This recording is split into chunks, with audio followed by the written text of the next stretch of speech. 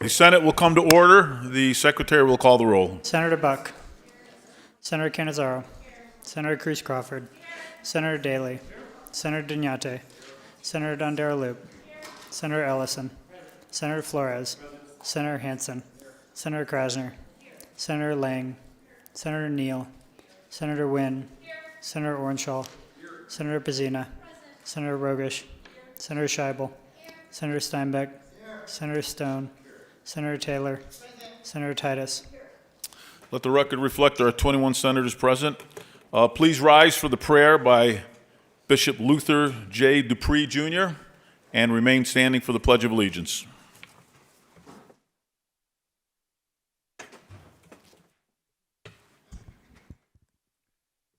Thank you, Lieutenant Governor. We honor and praise God for this moment and this opportunity. Thanks for the privilege of being able to share with you in prayer. We honor all legislative leaders that has been selected to serve us. I believe it was Amos that said, "Let judgment run down like water and righteousness as a mighty stream." It was Luke that said, "Men ought to always pray and not faint." Shall we pray? Precious Father, in the name of Jesus Christ of Nazareth, we thank you. We thank you, Lord, because the Apostle Paul teaches us that in everything that we do, we should give you thanks, for this is the will of God in Christ Jesus concerning us. So we thank thee. Paul further exhorted his young protege in 1 Timothy that first of all, supplication, prayer, intercession, and giving of thanks be made for all men, for kings, and for all that are in authority, that we might lead a quiet and peaceable life in all godliness and honesty. For this is good and acceptable in the sight of God, our Savior. So, Lord, I pray today for the leadership in America throughout the world. I pray for this body of Nevada lawmakers as they collaborate and liberate and deliberate in these chambers and make laws for humanity, not for Republicans, not for Democrats, but for humanity. Proverbs 14 tells us, righteousness exalts a nation, but sin is a reproach to any people. As I pray for our leaders here in this Nevada chamber, I pray that their decision made in this session will not only affect Nevada, but the world over. Will be right decision for all mankind. Isaiah said, and judgment is turned away backwards, and justice standeth afar off. For truth is fallen in the street, and equity cannot enter. Yea, truth faileth, and he that departeth from evil maketh himself a prey. And the Lord saw it, and it displeased him that there was no judgment. Lord, let us and our lawmakers here today realize that they are not here for themselves, for we are not our own. We've been bought with a price. Therefore, glorify God in your body and in your spirit. Now, as I close this prayer, let the members of this house know that they are the ministers of God for good. Romans said, but if thou do that which is evil, be fearful and be afraid, for he beareth not the sword in vain, for he is the minister of God, a revenger to execute wrath upon them that do evil. So, Lord, I pray now that you would cover this legislative body of men and women, that you will have, that we have selected to serve us in this season. Cover them, cover their families, cover their loved ones with the protection that only you can give. So Lord, I pray now that you would allow the words of my mouth and the meditations of my heart be acceptable in thy sight. O Lord, you are our strength and our Redeemer. Amen, amen, and amen. God bless your hearts.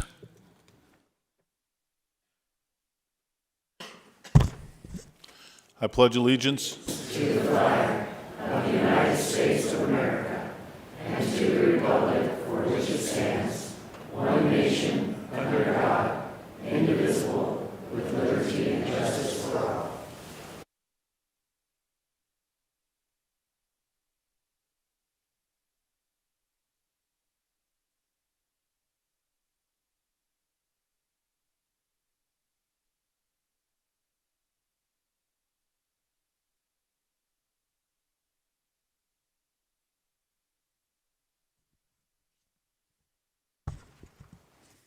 Order of Business 3, reading and approve of the journal. By previous order of the Senate, the reading of the journal is dispensed with, and the President and Secretary are authorized to make the necessary corrections and additions.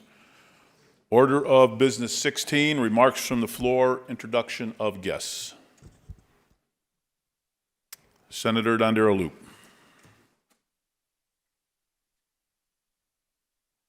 Thank you very much, Mr. President. It is my absolute honor and pleasure to introduce my guest today, Mr. Brian Hager, who is the CEO of the Grant-A-Gift Ackerman Center. The Ackerman Center has come a long ways in the last 5 years, and they're serving our neediest autism children. So I would like to present this proclamation, and I would like to just read just a couple lines. Whereas Grant-A-Gift Autism Foundation Ackerman Center is Nevada's leading not-for-profit provider of multidisciplinary clinical care and services for families affected by autism spectrum disorder, fetal alcohol spectrum disorder, and other neurodevelopmental disabilities. It was founded in 2009, and since its inception, it has served more than 15,000 patients. The Nevadans are respectfully requested to recognize this center, the Ackerman Center, for its outstanding service, leadership, and continued partnership. And today is our Autism Awareness Day, so please make Mr. Hager feel welcome and reach out to any of our participants who may have autism. Thank you.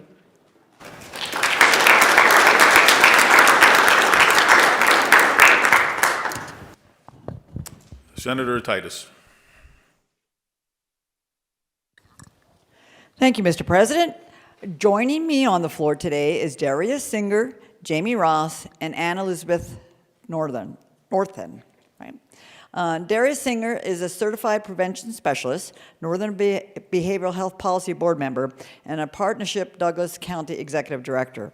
As a sixth-generation Nevadan, Darius has also serves at her community as a reserve deputy for the Douglas County Sheriff's Office. As Executive Director of Partnership Douglas County, she has helped develop many of the deflection and diversion programs in Douglas County and has built a legacy like no other. Jamie Ross has been the Executive Director of the PAC Coalition since 2011 and the Director of the Statewide Coalition Partnership since 2022. She has been involved with substance misuse prevention from a young age and took that passion into a career creating system-wide change to reduce substance misuse. Ann Elizabeth Northen holds her master's degree in public administration and is a certified prevention specialist. For the last 4 years, she directed the Washoe County Prevention Coalition, Join Together Nevada, and for the past 5 years, Ann Elizabeth's dedication and understanding of prevention were the drive that helped bring life AB 60, which hopefully we will maybe vote on later today or at some point. As a CPS for nearly 3 years, she has seen the amount of work, dedication, and impact the Nevada's certified prevention specialists have had in this state.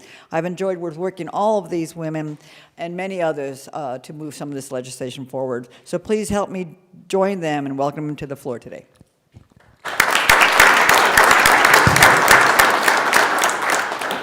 Senator Rogich. Thank you, Mr. President. I am inspired by my young guest today, Quentin Henson.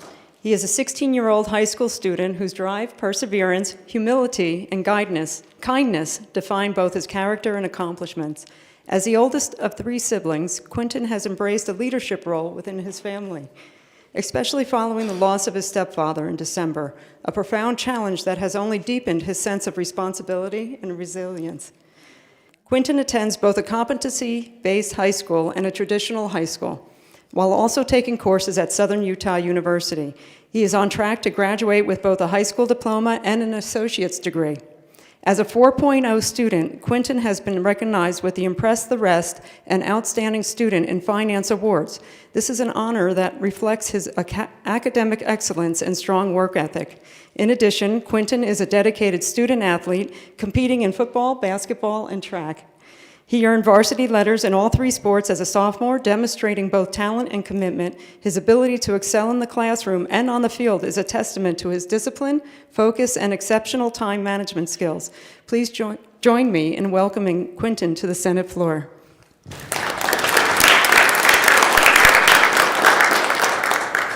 Senator Orenshaw. Thank you very much, Mr. President. Mr. President, I have some guests who are here for Autism Day at the legislature, and I'm not sure if they are in the gallery, got held up. Unfortunately, they're not on the floor with me. Hopefully they're in the gallery, but I just wanted to ask the chamber to make Bailey Unruh, Maria Davis, Jerry Dieter, Corey Ward, Carla Hernandez, and Deanna Sandy. Please feel welcome. They are all community activists who've worked hard for people on the spectrum to try to reform laws, to try to make sure that there are services out there in the community. So I'd ask the chamber to please make them feel welcome.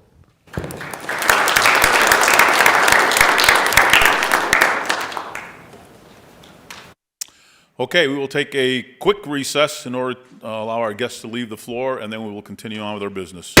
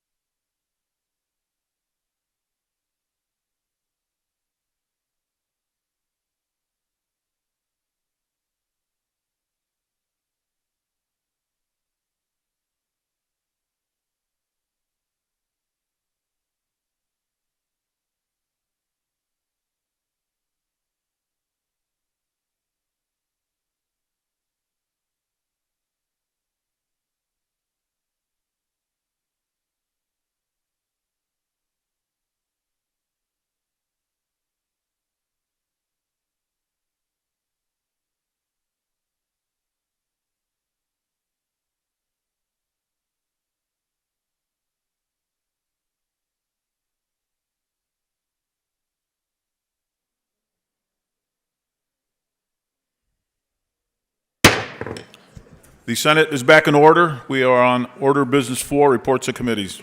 Mr. President, your Committee on Commerce and Labor, to which was referred Assembly Bill Number 215, has had the same under consideration and begs leave to report the same back with the recommendation amend and do pass as amended. Signed, Senator Julie Pizzina, Chair. Mr. President, your Committee on Education, to which was referred Assembly Bill Number 383, has had the same under consideration and begs leave to report the same back with the recommendation amend and do pass as amended. Signed, Senator Angela Taylor, Chair.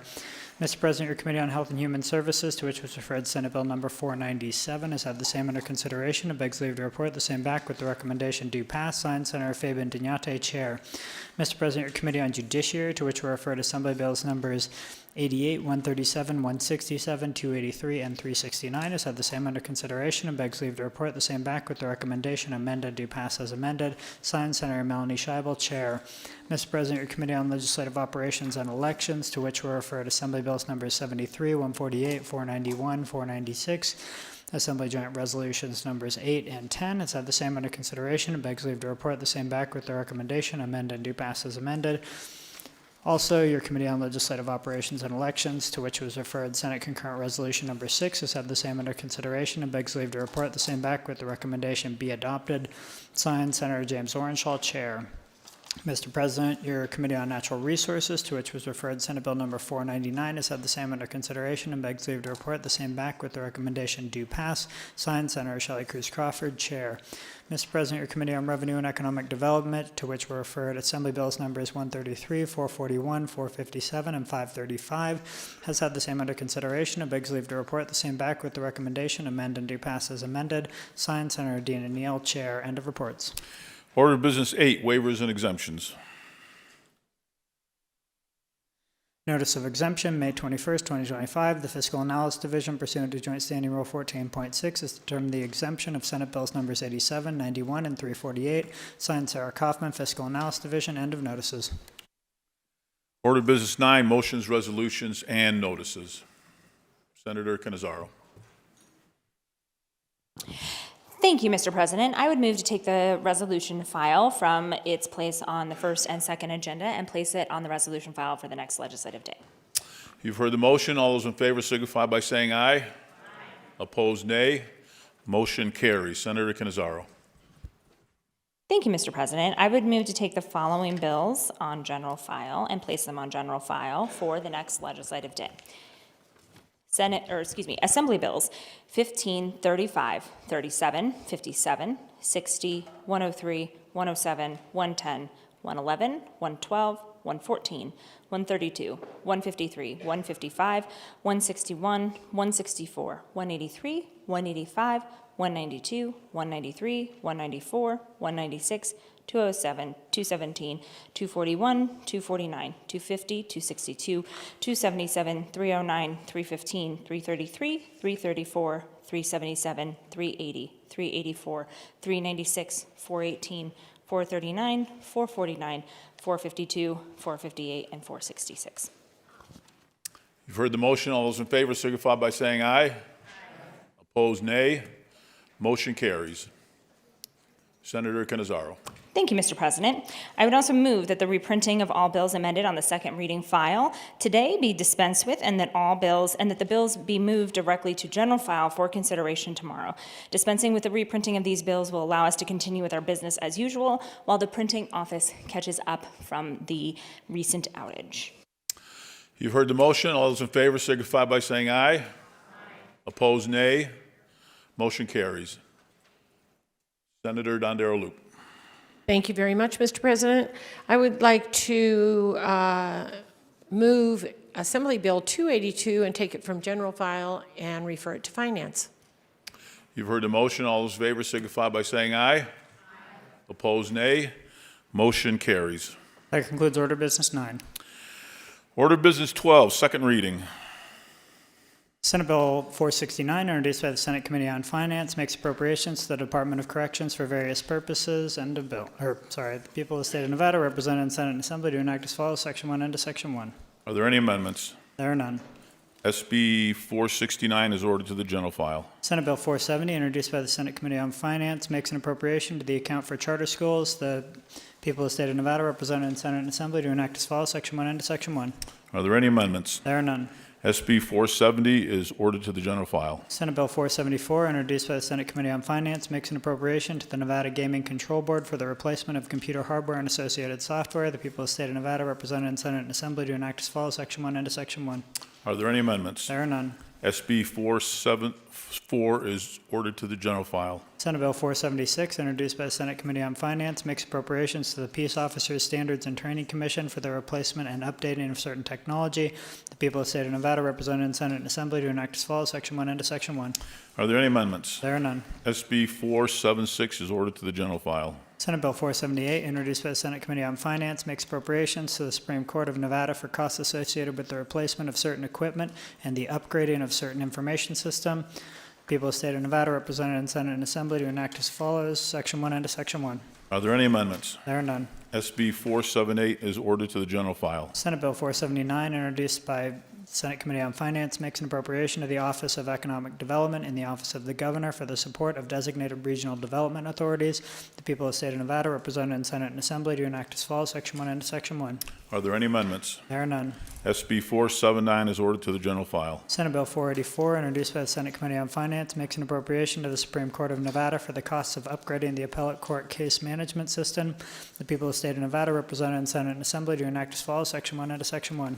Are there any amendments? There are none. SB 484 is ordered to the general file. Senate Bill 485, introduced by the Senate Committee on Finance, makes an appropriation to the Supreme Court of Nevada for the cost of the implementation of a statewide trial court case management system. The people of the state of Nevada, represented in Senate and Assembly, to enact as follows, Section 1 into Section 1. Are there any amendments? There are none. SB 485 is ordered to the general file. Senate Bill 488, introduced by the Senate Committee on Finance, makes appropriations to the Office of the Secretary of State for the replacement of certain equipment and certain costs related to elections. The people of the state of Nevada, represented in Senate and Assembly, to enact as follows, Section 1 into Section 1. Are there any amendments? There are none. SB 488 is ordered to the general file. Senate Bill 489, introduced by the Senate Committee on Finance, makes appropriations to the Department of Corrections for the purchase and replacement of certain equipment and furniture. The people of the state of Nevada, represented in Senate and Assembly, to enact as follows, Section 1 into Section 1. Are there any amendments? There are none. SB 489 is ordered to the general file. Senate Bill 490, introduced by the Senate Committee on Finance, makes appropriations to the Department of Corrections for the purchase and replacement of equipment at certain prisons. The people of the state of Nevada, represented in Senate and Assembly, to enact as follows, Section 1 into Section 1. Are there any amendments? There are none. SB 490 is ordered to the general file. Senate Bill 491, introduced by the Senate Committee on Finance, makes appropriations to the Training Division of the Department of Public Safety for the replacement of equipment, computer hardware, and associated software, beds and mattresses, and for maintenance projects and services. The people of the state of Nevada, represented in Senate and Assembly, to enact as follows, Section 1 into Section 1. Are there any amendments? There are none. SB 491 is ordered to the general file. Senate Bill 493, introduced by the Senate Committee on Finance, makes appropriations to the Department of Transportation for the replacement of the Nevada Shared Radio System. The people of the state of Nevada, represented in Senate and Assembly, to enact as follows, Section 1 into Section 1. Are there any amendments? There are none. SB 493 is ordered to the general file. Assembly Bill 44, introduced by the Assembly Committee on Commerce and Labor, prohibits manipulating the price of an essential good or service in this state. The people of the state of Nevada, represented in Senate and Assembly, to enact as follows, Section 1 into Section 1. Are there any amendments? I have amendment number 667, proposed by the Senate Committee on Commerce and Labor. Senator Pizzina. Thank you, Mr. President. I move to dispense with the reading of the amendment. If there are no objections, so ordered. Senator Pizzina. Thank you, Mr. President. I move to adopt amendment number 667 to Assembly Bill 44. You've heard the motion. Senator Pizzina. Thank you, Mr. President. Amendment 667 provides that a person manipulates the price of an essential good or service when the person knowingly engages in any deceptive trade practice to mislead consumers or to manipulate the market, and sets forth that a person is not prohibited from reducing prices as part of a time-limited sale or promotion, among other amendments. Are there any remarks on the amendment? Seeing none, all those in favor signify by saying aye. Opposed, nay.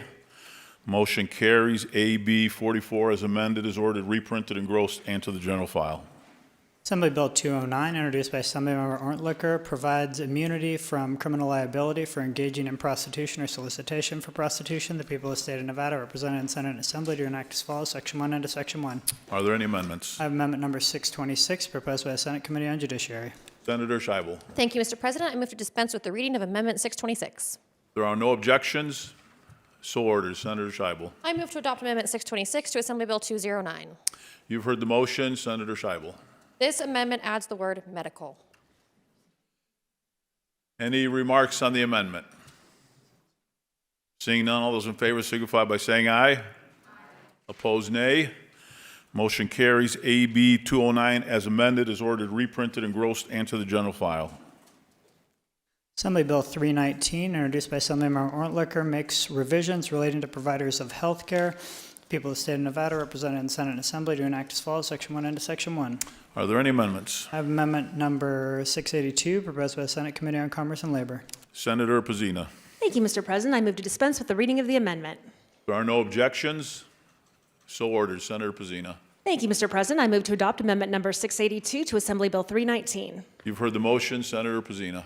Thank you, Mr. President. Amendment 682 removes certain requirements for physical examinations of minors, authorizes certified registered nurse anesthetist under supervision of a licensed physician to prescribe, possess, and administer certain controlled substances and other medication for childbirth, and makes various other conforming changes. Any remarks on the amendment? Seeing none, all those in favor signify by saying aye. Opposed, nay. Motion carries. AB 319 as amended is ordered reprinted, engrossed, and to the general file. Assembly Bill 434, introduced by Assemblymember Anderson, prohibits certain employment practices. The people of the state of Nevada, represented in Senate and Assembly, to enact as follows, Section 1 into Section 1. Are there any amendments? I have amendment number 665, proposed by the Senate Committee on Commerce and Labor. Senator Pazina. Thank you, Mr. President. I move to dispense with the reading of the amendment. If there are no objections, so ordered. Senator Pazina. Thank you, Mr. President. I move to adopt amendment 665 to Assembly Bill 434. You've heard the motion. Senator Pazina. Thank you, Mr. President. Amendment 665 revises certain provisions that the primary purpose of the meeting or communication is to communicate the opinion of the employer regarding certain religious or political matters and make certain clarifications regarding the applicability of the bill. Any remarks on the amendment? Seeing none, all those in favor signify by saying aye. Opposed, nay. Motion carries. AB 434 as amended is ordered reprinted, engrossed, and to the general file. Assembly Bill 461, introduced by Assemblymembers Ortlicker and Backus, revises provisions governing health care. The people of the state of Nevada, represented in Senate and Assembly, to enact as follows, Section 1 into Section 1. Are there any amendments? I have amendment number 685, proposed by the Senate Committee on Health and Human Services. Senator Donate. Thank you, Mr. President. I move to dispense with the reading of the amendment. There are no objections. So ordered. Senator Donate. Thank you, Mr. President. I move to adopt the amendment. You've heard the motion. Senator Donate. Thank you, Mr. President. Amendment 685 to Assembly Bill 461 removes all sections of the bill except for Section 60. Any remarks on the amendment? Seeing none, all those in favor signify by saying aye. Opposed, nay. Motion carries. AB 461 as amended is ordered reprinted, engrossed, and to the general file. All right. That concludes Order of Business 12. Thank you. Order of Business 13, general file.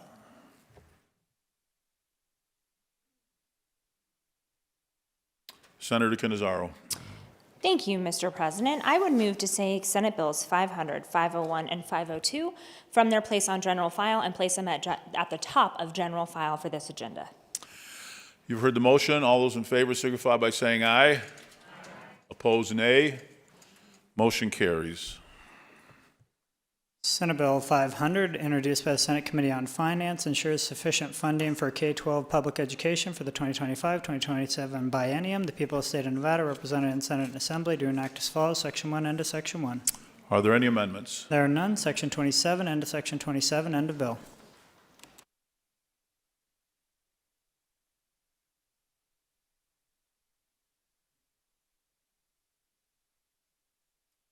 Senator Dondero-Loop. Thank you very much, Mr. President. Senate Bill 500 provides funding for K-12 public education for the 25-27 biennium. The total public support for school districts, charter schools, and university schools for profoundly gifted students is estimated to average $13,889 per pupil in fiscal year 26 and $13,963 per pupil in fiscal year 27. Section 3 appropriates $1,397 billion in fiscal year 26 and $1.377 billion in fiscal year 27 from the State General Fund to the Pupil-Centered Funding Plan account in the State Education Fund. Section 4 authorizes other revenues that are to be received and expanded for state support for K-12 public education. Sections 5 and 6 require the Department of Education to transfer the total funding of $193.6 million in both fiscal year 26 and 27 to school districts for food services and transportation, and total funding of $599.8 million in both fiscal year 26 and 27 for local funding for pupils. The statewide base per pupil funding is $9,416 per pupil and $9,486 per pupil in fiscal year 27. Section 7 indicates the graduation-related analytic data score, or GRAD score, to be used as a measure for identifying at-risk pupils with proportional reductions in the at-risk multiplier in fiscal year 27.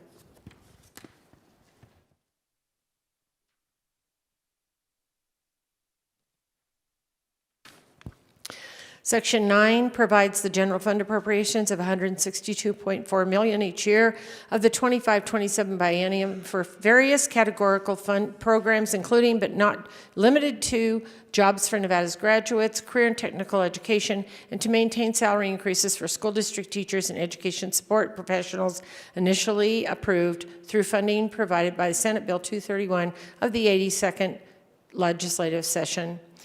Section 10 authorizes $2.4 million in revenue from the Department of Employment, Training, and Rehabilitation in each year.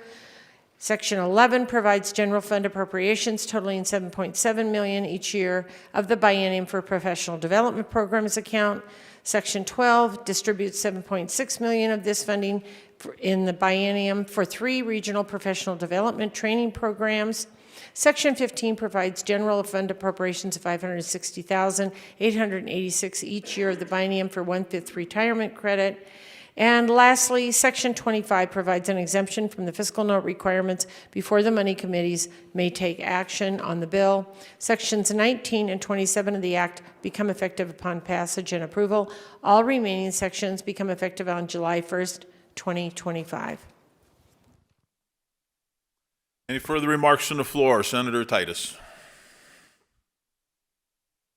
Thank you, Mr. President. I rise in opposition to SB 500. I know that there will be criticism that we are opposed to this, but in reality, we are supporting teachers and students, and there is still room for some improvement and some future bills coming, and until we see some of the charter stuff issues, I will stand no on SB 500. Thank you. Senator Donate. Thank you, Mr. President. Today, I rise in support of this bill. As we've learned in the many conversations that we've had this legislative session, we face a defining choice between action and inaction, between investing in our children's future or turning our backs to it. Senate Bill 500 is our collective promise to the students in this state. It's the funding that they need to learn, to ride safely to school, and to get the extra help when they need it most, whether they're learning English, navigating poverty, or excelling beyond their grade level. If we fail to pass this bill today, here's what's at stake. No additional funding for students with disabilities, jeopardizing services that are federally mandated and morally imperative. There's no weighted funding formula for at-risk students, meaning that children who are already struggling academically, socially, and economically will fall even further behind. There's no English learning support, despite the fact that 1 in 5 students in our classroom speaks a language other than English at home. There's no money for school food services or transportation, leaving districts scrambling to fill multi-million-dollar gaps or cuts to programs outright. There would be no funding stability for our rural and frontier districts who already face teacher shortages and geographic barriers that threaten equal opportunity.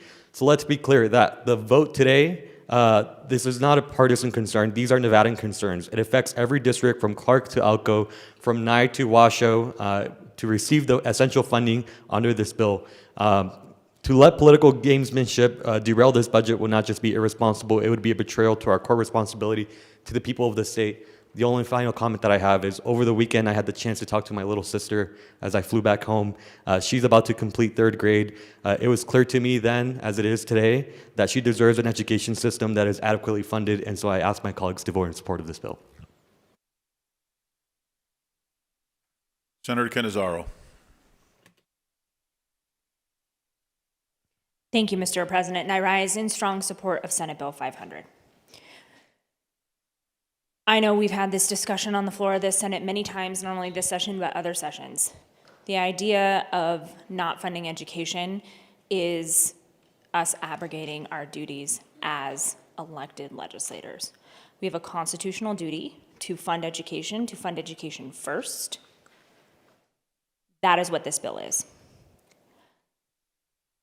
I cannot and will never understand the wisdom of this bill does not contain every little thing that I have ever wanted to be done in the education space, and so therefore I must vote against it. That logic defies the work of this building. It defies the work of the money committees who diligently went through and heard many budget accounts and made decisions about things like taking items out of the budget and putting them into one-shot bills. There is no bill in this building, not one single bill, that is going to solve all of the ills of a particular problem, or that is going to give any person in this body the ability to say that that bill gives every good thing that could potentially happen under that subject matter. It is impossible for us to do that. That is, in fact, not what this body is designed to do. If that were the case, we would come in here with one bill for the entirety of the legislative session, and we would all vote on it because it would solve all the problems and it would do all of the things. But we each get bills, we each get things that we are tasked with doing, and the money committees are tasked with obviously passing a budget. So aside from the logistical pieces of this, and the mental gymnastics that you must do to get to a point of saying, no, I'm not going to support this, because it does not cure every single thing that we may be discussing in this session, defies logic. It doesn't make sense because that's not the job of this body. But aside from that, I think the important thing is that this bill funds education. So to take a no vote on Senate Bill 500 means that you are taking a vote to defund education, period. That is all this bill does. So for every child that has marched on the floor of this Senate to happily take their photograph and talk about whatever school it is that they go to, you should be able to tell that child that you do not care about their education and want to take the money away from it, because that is what this bill does if you vote no. This includes student supports for every single pupil that exists in Nevada schools, if they are in charter schools, if they are in magnet school programs, if they are in university school programs for the profoundly gifted, if they are in any district school, this is the funding that allows those schools to operate. Without this bill, we were to all vote no on this bill. Without this bill, there is $0 for education. There is $0 to send those kids to schools. So this is not about whether or not we care about certain schools over other schools. This is not about whether or not we believe certain professionals are entitled to certain things. This is about whether or not it matters to fund education. And so far I've heard zero opposition to whether or not that is a laudable goal of this body. In fact, our duty. Not just a laudable goal, but our duty. So a no vote on this bill, I believe, abrogates our duty as legislators. And it abrogates our promise to every kid in this state. And I will end with this, Mr. President. I have often stood on the floor of this Senate to advocate for education because I fundamentally believe that when we educate a student, you give them all the tools that are necessary.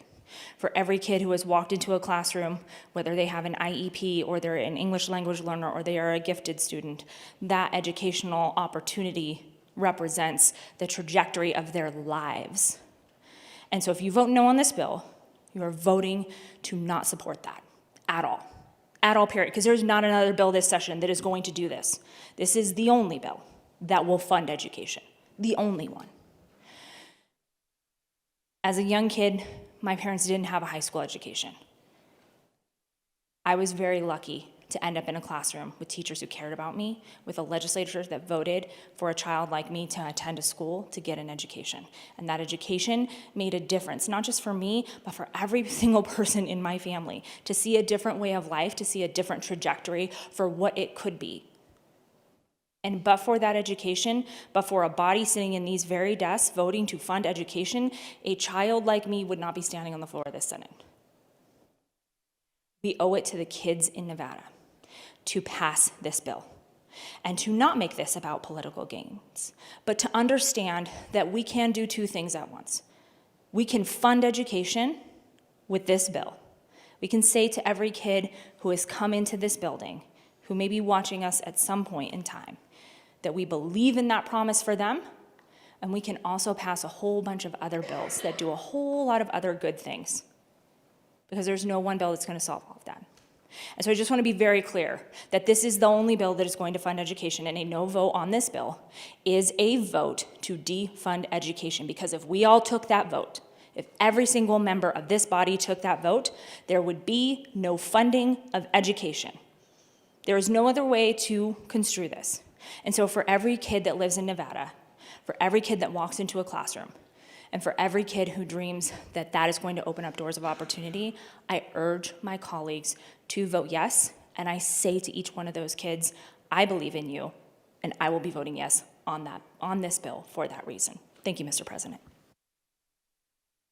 Senator Buck.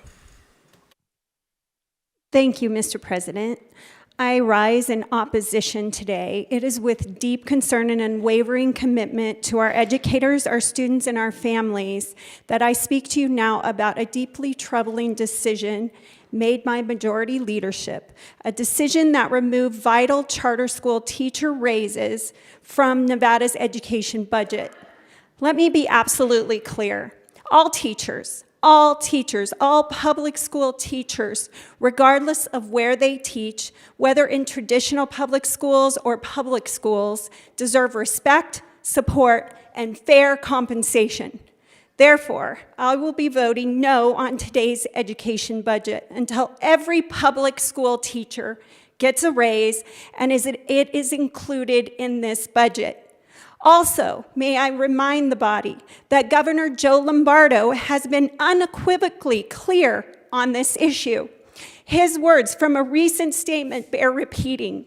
He states, "I will not sign an education budget that does not include equal pay for public charter school teachers and make teacher pay raises, including those for public charter school teachers, permanent." This is not just about politics. It is about fairness. It is about equity. It is about ensuring that all educators, those who dedicate their lives to shaping Nevada's futures, are treated with dignity, the dignity that they deserve. By excluding public charter school teachers from pay raises, you sent a clear message and disappointing message that some teachers and the students they serve matter less. Let's not forget, public charter schools are public schools. They are funded by tax dollars. They serve 61,288 Nevada students, many from underserved communities, and they operate under the same goal as any other school: to educate, inspire, and uplift every child who walks through their doors. Governor Lombardo has made it clear he will veto any education budget that fails to include these fundamental principles: fairness in teacher pay, accountability in results, and choice for families. And I wholeheartedly support his efforts. To my colleagues in this body, it's not time for half measures or political posturing. It's all over. It is time to come together and pass an education budget that reflects the values of every Nevadan, one that puts students and teachers first, no matter what kind of public school they are served in. Let's do what's right. Let's fund our schools fairly. Let's respect every public school educator. Let's stand up for Nevada's teachers and the students they serve. Senator Scheibel.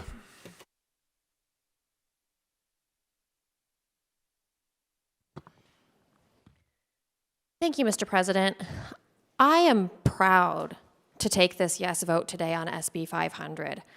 I am proud to stand with my colleagues who believe in the value of a public education. And I am proud to stand with colleagues who understand the nuances of what we do here in this building. Because we do not make unilateral decisions, and we do not make policy changes with a single vote. We make these changes incrementally as a group and with a variety of policy measures that come together to develop a plan. And that is what we are doing with SB 500. SB 500 funds public education. Public education, including charter schools. The money in this bill is not specific to non-charter schools. It does not exclude the students who attend charter schools. The money in SB 500 is allocated to every single student in the state of Nevada. And to pick on the charter school teacher raises as an issue for SB 500 is a red herring. That is not what SB 500 is about. That's what other bills are about this session. That's what other conversations are about this session. We have spent many, many hours deliberating behind closed doors in committee at budget hearings about how we ensure that every single educator in this state gets a raise, about how we ensure that we have accountability for educators in this state, how we ensure that when we give teachers a raise, they actually receive that raise when the money is allocated by the Nevada Legislature. And nothing in SB 500 is going to stop that from continuing. Nothing in SB 500 takes away a dime from a charter school or a charter school student. So to sit here or stand here and wax poetic about the problems with SB 500 is political theater. And it must be nice to know that there are adults in the room who are going to stand up and take the vote so that you don't actually have to face students in your community, in your district, who no longer get an education. Because there are at least 12 of us who understand that that's the way that this works. We have to fund this bill in order to fund education. And nobody else is going to do it for us if we don't choose to pass SB 500. It is our responsibility, our collective responsibility to ensure that students in Nevada have teachers in the classroom who are qualified, who are certified, who've gone to school to become educators, who have received their teaching certificate.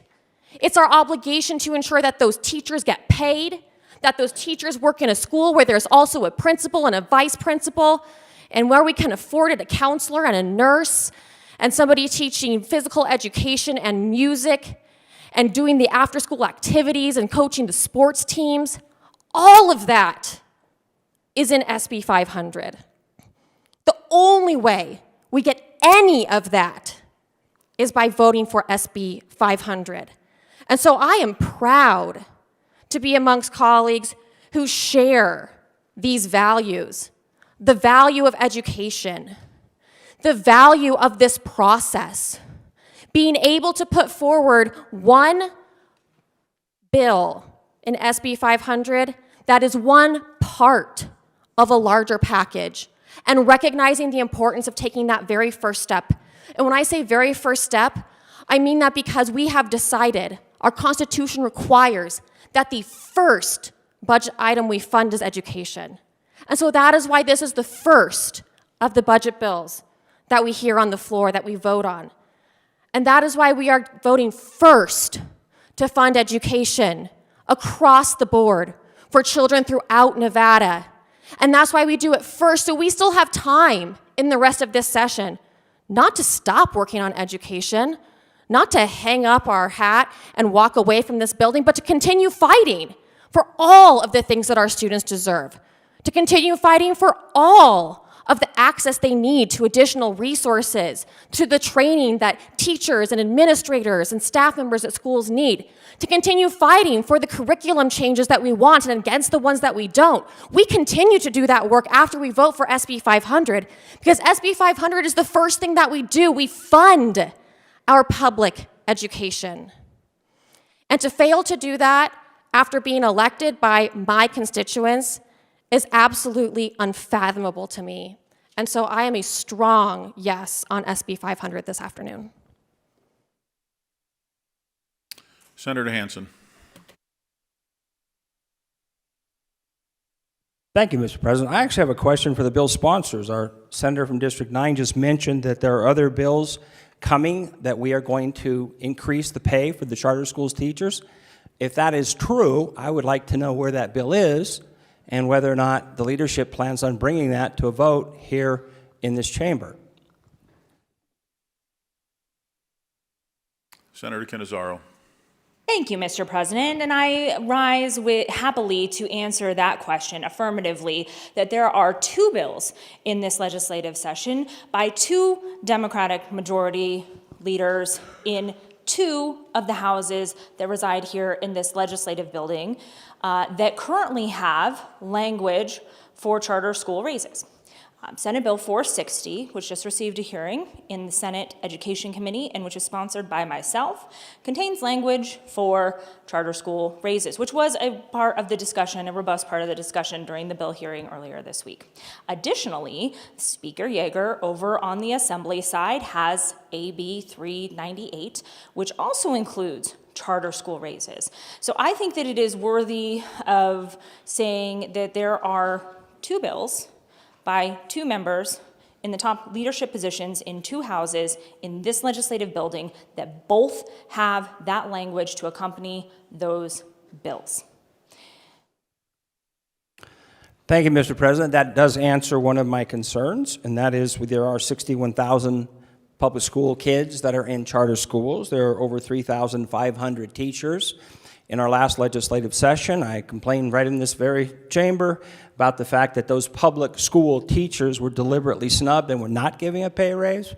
Now, if, from what I was just told, if SB 460 is going to move forward and AB 398, apparently accomplishing the same goal, is also going to be brought forward, I will gladly vote for SB 500 right now. But I think it's very important, not only for just basic equity and fairness.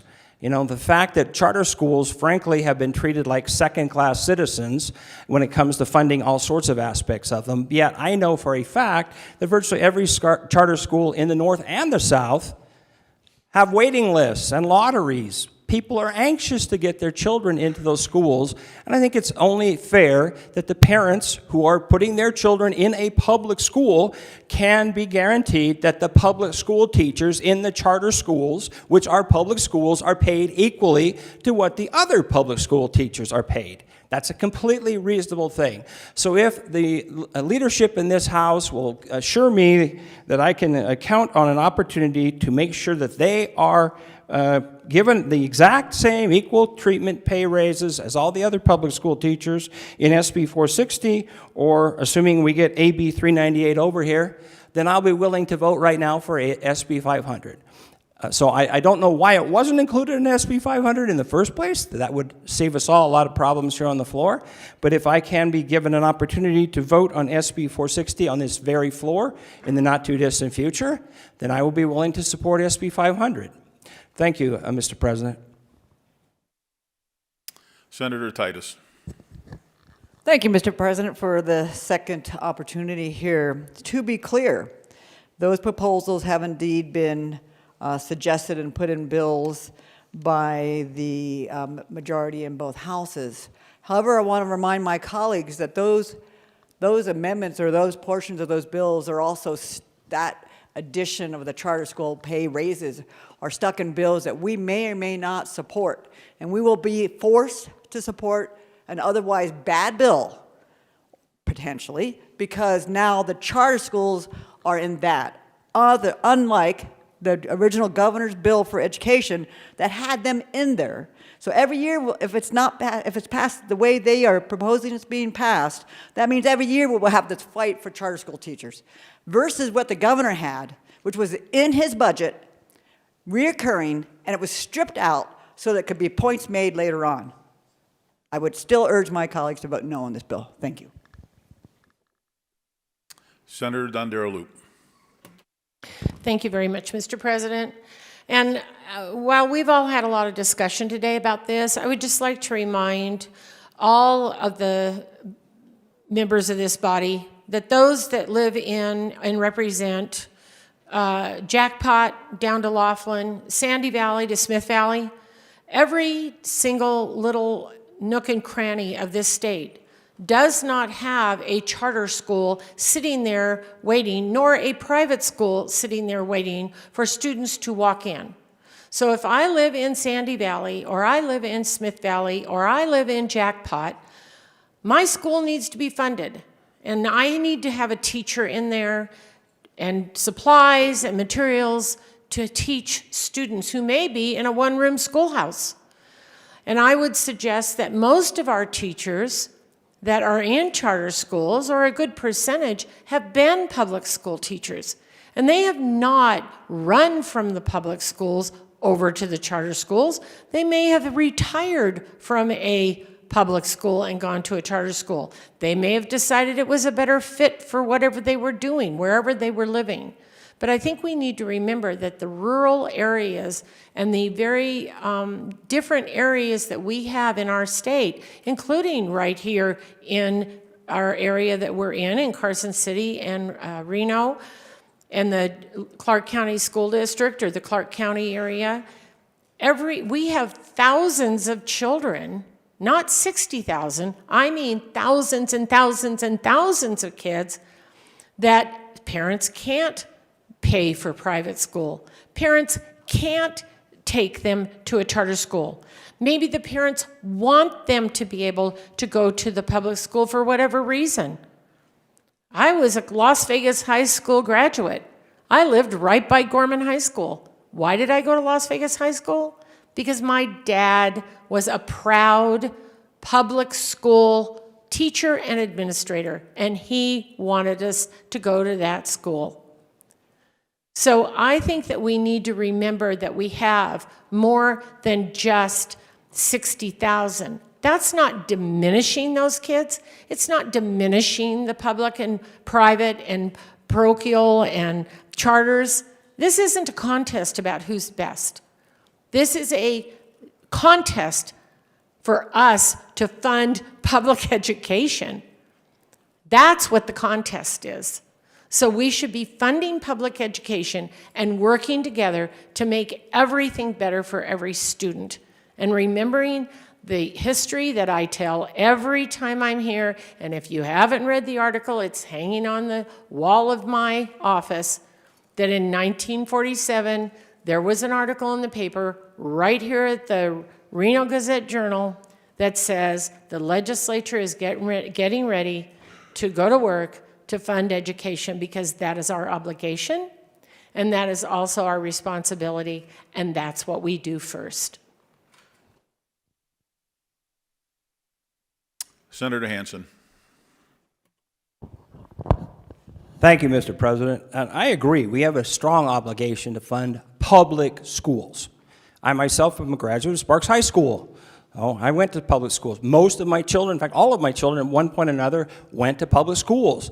This is not an attack on public schools. The real question is, why wasn't the pay raise in 500? Now, I understand that 460 has it, but it also has a bunch of very negative elements, which are very likely we will oppose. So if we're talking political theater, that's political theater.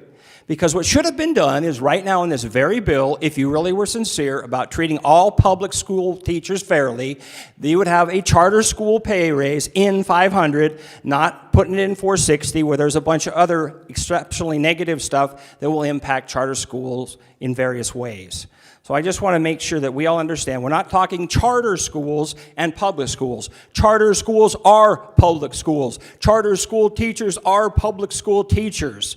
And we should quit segregating this out and treating them like they're second-class citizens. Either we believe in equality with teachers or we don't. We're not asking for a pay raise for the teachers in the parochial schools, but we're talking about it in a way like, oh, these aren't even part of the public school system. They're charter people. Well, there's 61,000 Nevada kids in charter public schools, and their teachers should be paid the same as every other teacher. So, if we're talking theater, the theater here is not putting it in 500, because obviously everybody in this room supports funding public schools. Nobody here is like, oh, let's kill public schools. We're against. No, we're not. We want to see them succeed. We've been talking about this. I remember when Kenny Gwynn, $800 million to improve public schools. Brian Sandoval, huge tax increase, fund public schools. And we've been funding public schools consistently, and our performance, unfortunately, hasn't really improved very much. And so parents are understandably trying other options. There are still public school options, but they're still, a choice for parents, which is completely reasonable. The ultimate goal of all their school systems, we need to remember, is not to employ teachers or to make sure they're all paid right. It's to educate the kids. And if the charter schools are in fact doing better and people are aggressively trying to get their children into that, we should encourage that. And we should also encourage the teachers that are there to continue to be innovative and try different things. Mississippi used to be the worst in the union, Mississippi. We used to joke, thank goodness for Mississippi, otherwise Nevada might be almost the bottom one. Mississippi's made some substantial changes in their public schools. They've jumped way up. If you look at the rankings, Mississippi now kills Nevada, and it's just been some basic changes. So maybe what the general public school teachers should do, or the administrator, let's see what Mississippi did. Maybe the demand for public charter schools will decline if the standard public schools meet the needs of the parents and the students, including in those isolated pockets that the chair of finance had mentioned. So, I don't want to get labeled that those of us who are going to vote no on 500 somehow are against public school. We're not. We are for fairness. We are for making sure that every government teacher is paid the same as every other government teacher. And to say otherwise is disservice to those of us who want to make sure that that is fairly done. So please, I'm going to vote no on 500 because I found that 460 doesn't really just have a pay raise. It has a whole bunch of other negative elements in it, which will, again, force us in a political, theatrical move to vote against the bill, and then they can say, oh, you're the ones that block charter school teachers from getting a pay raise. No, I'm not. I'm here to say let's put it all, every public school in 500, which is where it should have been. So I'm going to have to vote no on this, but I do want the public to know that I'm not voting on it because I don't believe in public schools. I am wanting them to know that I want to make sure that all Nevada public schools, including the 61,000 Nevada kids that are in those charter schools, that their teachers get paid exactly the same as all the other kids in the Nevada public school system. So I'm afraid I'm going to have to vote no on this, Mr. President, but thank you for a second bite at the apple, and I would urge my colleagues on the other side to reconsider and perhaps have a standalone charter school pay raise that we can all 21 of us can support happily. Thank you, Mr. President. Senator Cannizzaro. Thank you, Mr. President. So first and foremost, just to be very clear, Senate Bill 500 is the funding for charter schools. There's not another bill that funds charter schools. So for the 61,000 kids that are being educated in our charter schools, this removes the funding for those schools to continue to operate, period.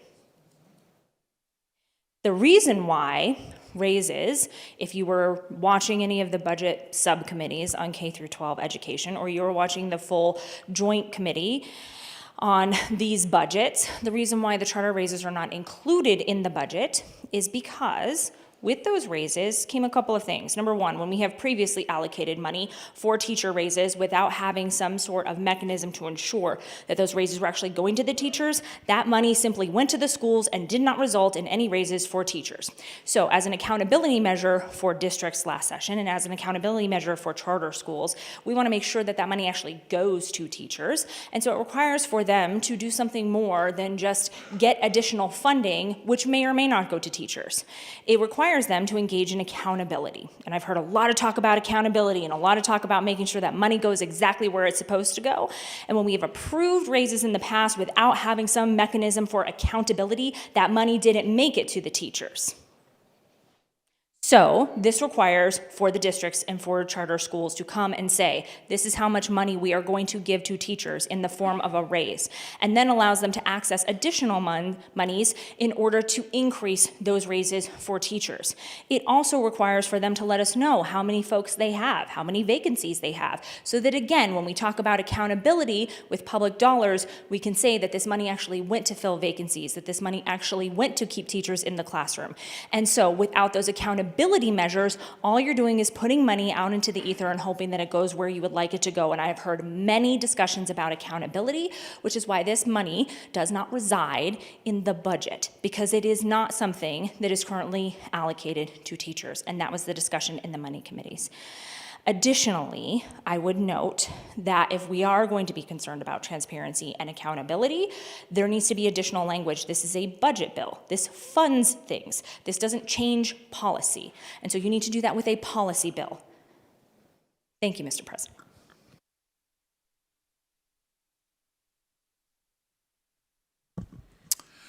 Okay, the secretary will open the roll.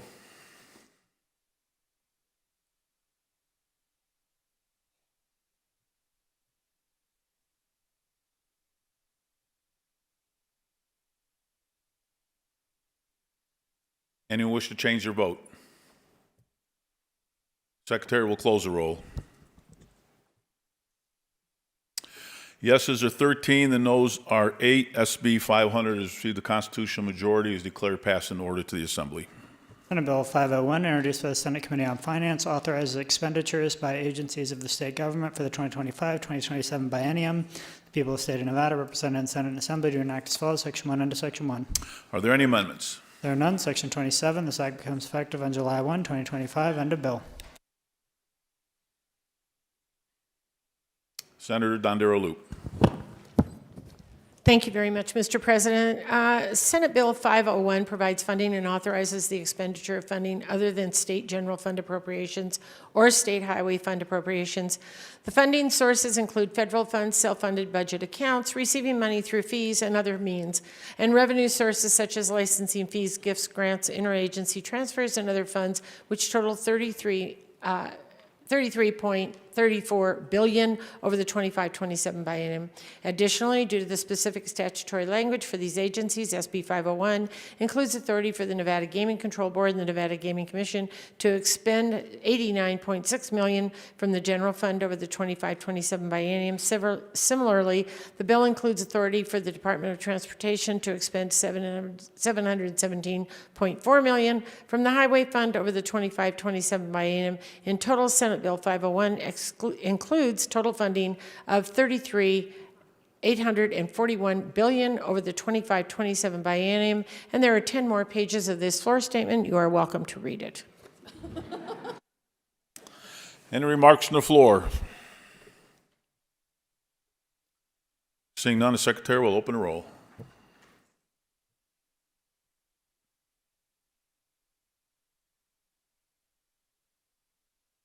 Anyone wish to change their vote? Secretary will close the roll. Yeses are 21, the noes are 0. SB 501 has received the constitutional majority, is declared passed and ordered to the Assembly. Senate Bill 502, introduced by the Senate Committee on Finance, authorizes and provides funding for certain projects of capital improvement. The people of the state of Nevada, represented in Senate and Assembly, do enact as follows, Section 1 into Section 1. Are there any amendments? There are none. Section 34, end of Section 34, end of bill. This bill requires a two-thirds majority vote. Senator Dondero Loop. Thank you very much, Mr. President. Senate Bill 502 provides for the implementation of the 2025 Capital Improvement Program as approved by the Money Committee. The bill includes funding the amount of $1.97 billion for the 25 Capital Improvement Program and $113.8 million for resource conservation and preservation programs of the state outside of the CIP. Additionally, Senate Bill 502 includes $191.9 million in general obligation bonds and $33.9 million in general fund to support legislative capital improvement projects. And there are only 3 pages on this, and once again, you're welcome to read it. Any further remarks from the floor? Seeing none, the secretary will open the roll.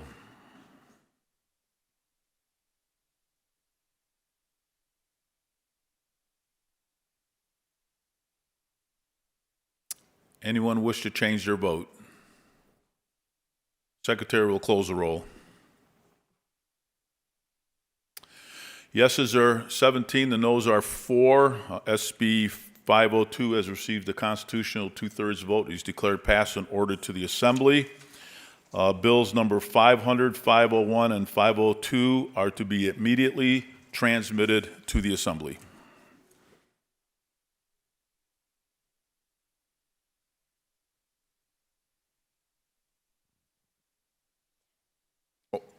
Senator Cannizzaro. Thank you, Mr. President. We do have two committees that are going to be meeting, one in joint session with the Assembly, Commerce and Labor, and then I believe the Education Committee will also be meeting. So at this point, I would move that we stand in recess until the call of the chair. Members, I would remind you, we do still have quite a few bills to hopefully come back and vote on later today, but we want to allow those committees to go ahead and do their work. Very good. We are in recess.